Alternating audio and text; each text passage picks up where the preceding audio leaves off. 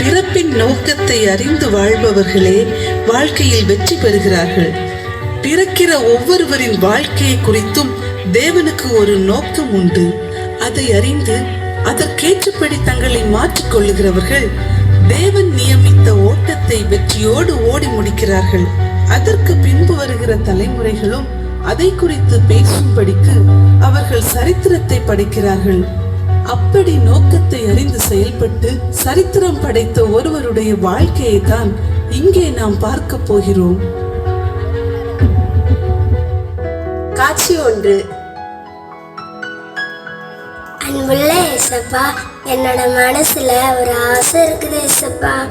எனக்கும் எங்க அம்மா மாதிரி நீல நிற கண்கள் வேணும் ஏசப்பா.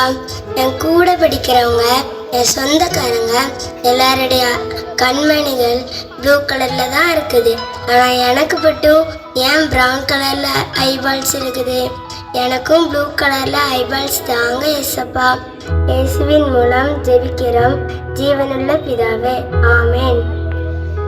ஐயா, நான் ப்ரேயர் பண்ணதுனால என்னோட ஐஸ் ப்ளூ கலர்ல மாறி இருக்கும். நான் இப்பவே போய் கண்ணாடியில பாக்குறேன்.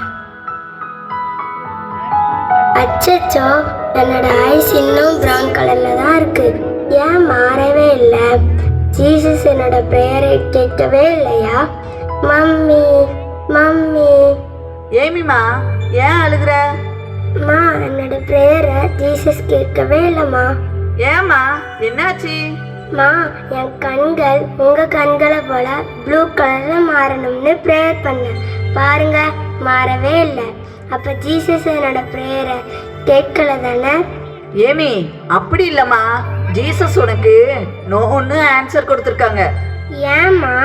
சில ப்ரேயருக்கு எஸ்ன்னும், சில ப்ரேயருக்கு நோன்னும், சில ப்ரேயருக்கு வெயிட்னு ஆன்சர் கொடுப்பாங்க. அப்ப ஜீசஸ் எனக்கு நோன்னு ஆன்சர் கொடுத்துருக்காங்க. ஜீசஸ் எனக்கு என்ன கொடுத்தாலும் கரெக்டா தான் இருக்கும். என் செல்லம், ஜீசஸ் நமக்கு எப்பவுமே நல்லவராகவே இருக்கிறார். காட்சி 2. ஏமியின் இளமை பருவம். தொழிற்சாலையில் வேலைகள் மத்தியில் ஊழியம் செய்யும் ஏமி. ஹாய், எப்படி இருக்கீங்க? உங்களை பார்க்க தான் வந்திருக்கேன். நீ எங்க கூடலாம் பேசக்கூடாது. வீட்டுக்கு போமா, உங்க அம்மா தேடிட்டு இருப்பாங்க. சீக்கிரமா வீட்டுக்கு போ. அதெல்லாம் எங்க அம்மா தேட மாட்டாங்க. உங்களை தான் பார்க்க போறேன்னு சொல்லிட்டு தான் வந்தேன். அப்படியெல்லாம் சொல்லாதம்மா. உன்னை பார்த்தா வசதியான வீட்டு பிள்ளை மணி இருக்கு. நாங்கெல்லாம் ஏழைங்க. உன் கூட பேசவே கூடாதும்மா.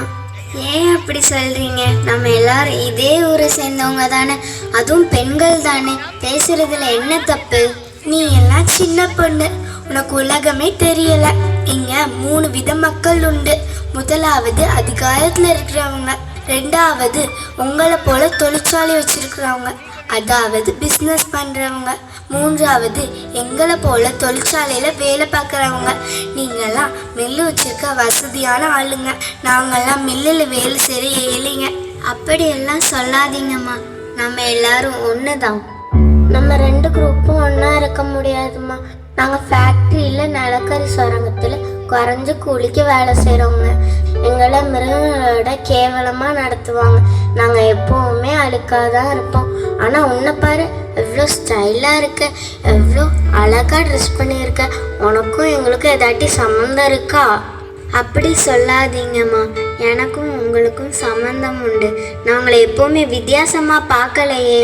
நீயே வித்தியாசப்படுத்தி காட்டியிருப்பாரு. உன்னோட தலையில் ஹேட் போட்டு இருக்க.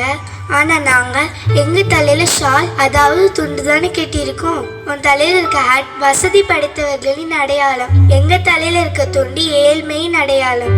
இந்த சமுதாயம் எங்களுக்கு வைத்திருக்கிற பேர் துண்டுக்காரிங்க, அதாவது சாலிஸ்ன்னு கூப்பிடுவாங்க. இதை யாராலையும் மாற்ற முடியாது. நோ, உங்களோட இந்த நிலைமைய நான் மாற்றி காட்டுறேன். காட்சி 3. ஏமி